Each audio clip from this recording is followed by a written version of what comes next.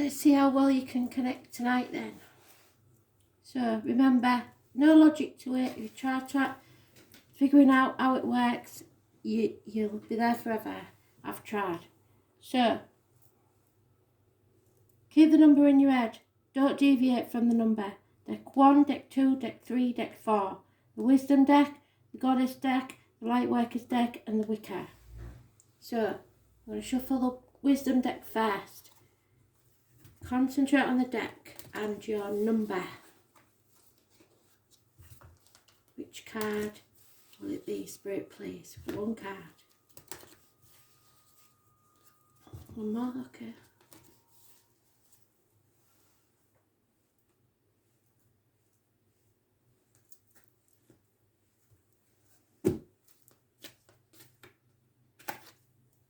Oh, the Fire Prince.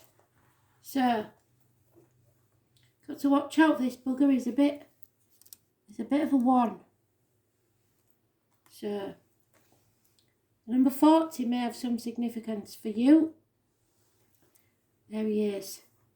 Fire Prince, but he is your challenger. So,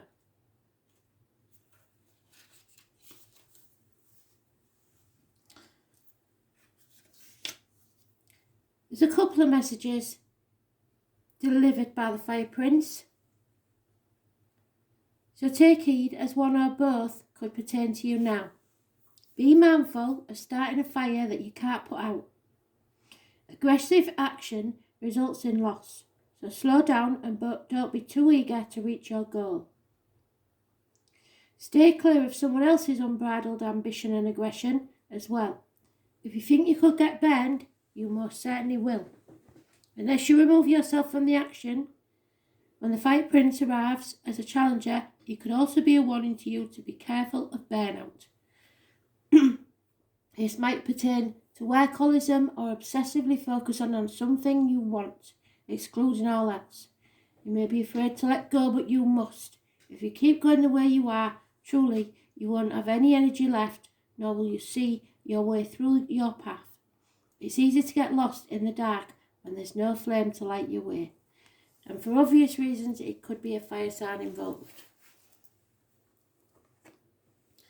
Deck 2, the Aboriginal Goddess deck. Concentrate on your deck. Which card is it going to be?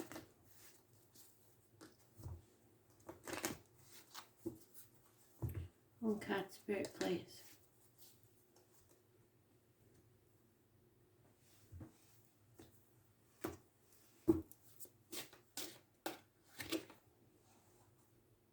Aphrodite. Well, she was a bit flighty, was Aphrodite. So, if you picked deck 2, Aphrodite is your girl. It's about the heart chakra. So your heart chakra needs healing. Maybe somebody thinks you're a bit flighty. That's not fair. And nobody should be able to judge you. So, Aphrodite, there she is. Can you see her? I'm not even sure if you can see her.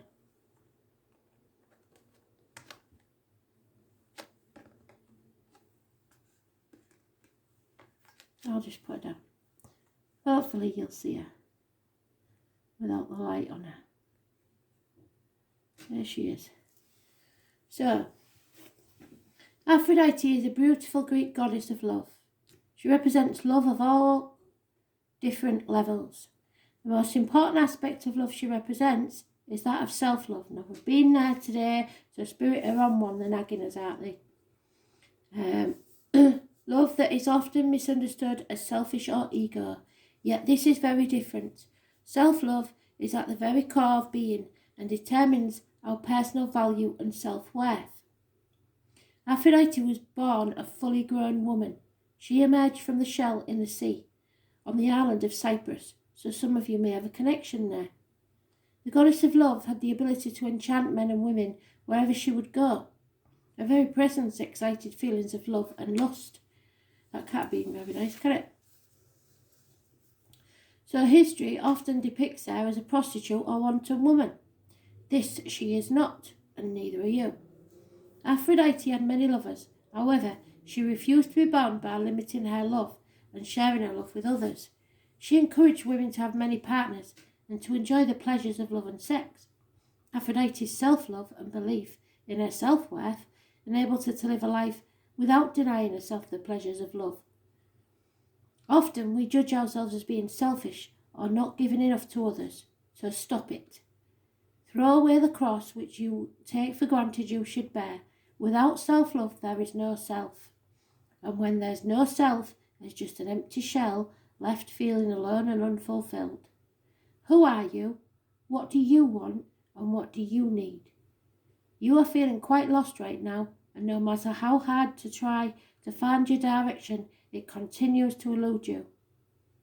We spend our lives making sure we meet the needs of our children, our loved ones. But who's meeting our needs? Even if you have someone that loves and cares for you, you still have to be responsible for yourself. What we need most in life is what we seek from others. So find what you're looking for within yourself. It may take some work to get it, but it's worth the journey. Close your eyes, meditate, and the direction will come. Loving yourself is the most sacred gift you can give to others.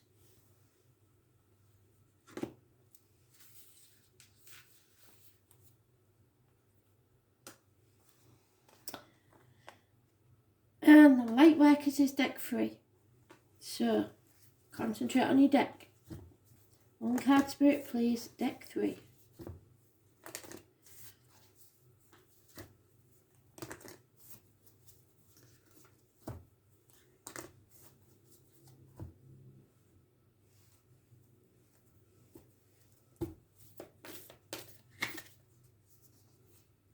Boundaries. What did I say?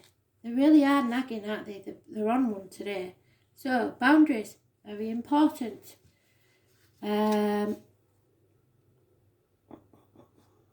38 could mean something to you.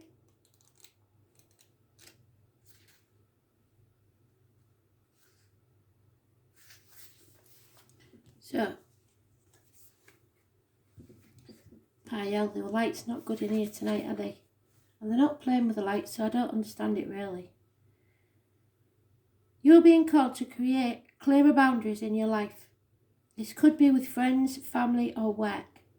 Because saying yes when you really mean no leads to resentment, which is the biggest energy drain ever. At first, it might be only a little bit and not feel like a big deal, but before you know it, your energy field becomes porous and you are left feeling depleted and resentful or taken advantage of. Saying no or having clear boundaries is actually a spiritual act. The most giving, loving, compassionate people are those with the clearest boundaries. And when you say yes, they are able to give unconditionally. When your boundaries are clear, others know where they stand and you are able to give freely. If you're not clear where your boundaries lie, this causes confusion, resentment, and energetic cords to be planted. If you're saying yes when you really mean no, you're likely needing something yourself. Ask yourself what part of you needs something from them. It could be a need for approval, a fear of being seen as a certain way, or the fear of loss. The best way to gauge your boundaries is to check in with your belly. Your belly is your second brain. It has an intelligence known as the gut feeling. So tune into that space and decide what is okay for you. Does it feel alright? What is it trying to communicate with you? Where in your life do you need to establish boundaries? And finally, the Wicker deck, number 4. One card, spirit players. You ready? And then we'll do the love reads.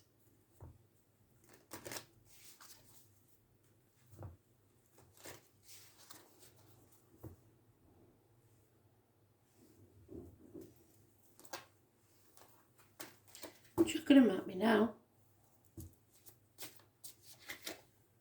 And there it is, the broom, which is very important to the Wicker. The broom.